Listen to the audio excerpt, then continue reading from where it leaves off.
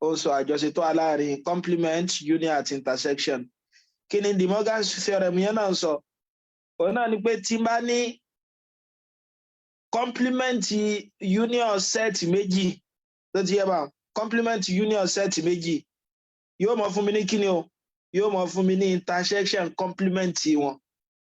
tó ti yé mi bá gẹ́gẹ́ bákan náà wẹ̀ pé complement intersection set méjì òun náà mọ fún mi ní kíni o òun náà mọ fún mi ní union complement wọn bó ti yé wa báyìí so òun náà ni pé kíni o tí n bá ní A union B complement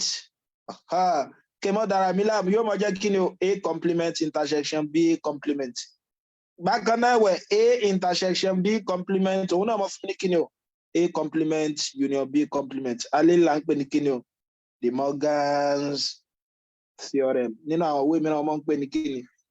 De Morgan. Màmá bùkátà láti wá A union B mi o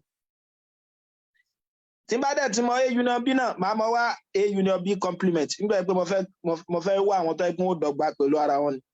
mo tún gbọ́dọ̀ mọ̀ kíni A intersection B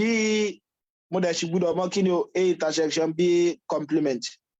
so ti yé mi báwọn lẹ́yìn rẹ̀ mo gbọ́dọ̀ mọ̀ A complement mo gbọ́dọ̀ mọ̀ B complement mo dẹ̀ gbọ́dọ̀ mọ̀ kíni o A union B àbí ká pé A complement union B complement A complement intersection B complement ẹ rí i pé yóò ṣe kíni ẹ rí i pé yóò dọ́gba kíni A union B tẹ́ bá gbàgbé A union B wọn náà ní pé kíni o element ń bẹ́nu A àti element ń bẹ́nu àbí element ń bẹ́nu B tàbí element ń bẹ́nu méjèèjì wọn náà ní pé ká ṣe kíni o kan jan méjèèjì papọ̀ àbí kẹ́ ní ráìsì inú gbá kan kẹ́ ní ráìsì àtẹ̀wá inú gbá kejì ẹ̀tọ́ wá ní kẹ́ jan papọ̀ ẹ rí i pé tẹ́ máa nínú àwo òun náà ní kíni o ráìsì àtẹ̀wá náà so union nìyẹn gbogbo tí wàá báwọn so ọyà ajásí pé union bímbà yóò mọ jẹ́ kíni 1 ọyà 2 3 ẹni kọ 3 lẹ́ẹ̀mejì o ẹ̀kan náà lẹ́ẹ̀kọ́ 5 7 9 so tí wàá báwọn kí ni wàá ní A union B complement àti mọ A union B o A union B complement náà ni pé tẹ́ bá gbàgbé àlàyé tá a ṣe pé kíni element tó ẹ pé ń bẹ́nu unified set tí ò sínú A union B ó ti yé tí wọ́n bá ní complement nǹkan kan pé element ń bẹ nínú unified set tí ò sínú set yẹn ẹjá sí pé tí n bá wo unified set mi ṣe pé 1 to 10 ni kí ni àwọn tí ń bẹ nínú unified set mi tí ò wá sínú arákùnrin A union B tí wọ́n bá ní ká find the B complement òun náà pé kí ni ń bẹ nínú unified set tí ò sínú B so kí ni wọ́n bẹ nínú kí ni unified set tí ò sínú B báyìí kí ni wọ́n ẹ rí i pé àwọn náà ní kí ni 4 àbí 6 8 10 ẹ dákun sá gbọ́yé 4 6 8 10 lẹ́yìn rẹ̀ àwa wá A intersection B kí ni A intersection B element tí wọ́n jọ kánkó element tí wọ́n jọ ní papọ̀ mo dẹ̀ ṣàlàyé fún wa wípé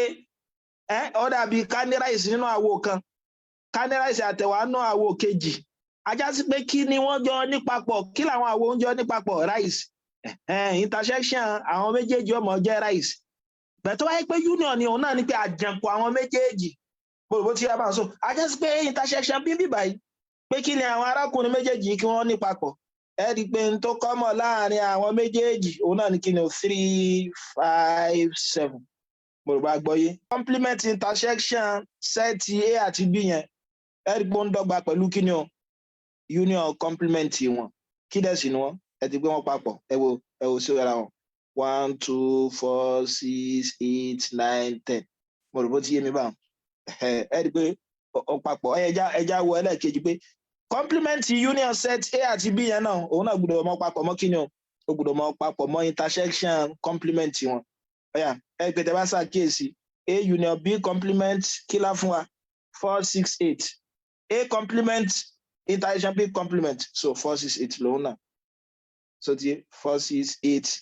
10 ẹ má bínú 4 6 8 10 yeah 4 6 8 10 ẹ rí i pé kí ni àti rí kí ni o àti rí De Morgan's theorem wa hence the theorem so ti yé bá ẹ má gbàgbé theorem méjèèjì yẹn di wọn mú ṣe pàtàkì púpọ̀ kì í ṣe bí set nìkan láàmú lò so tá a bá dé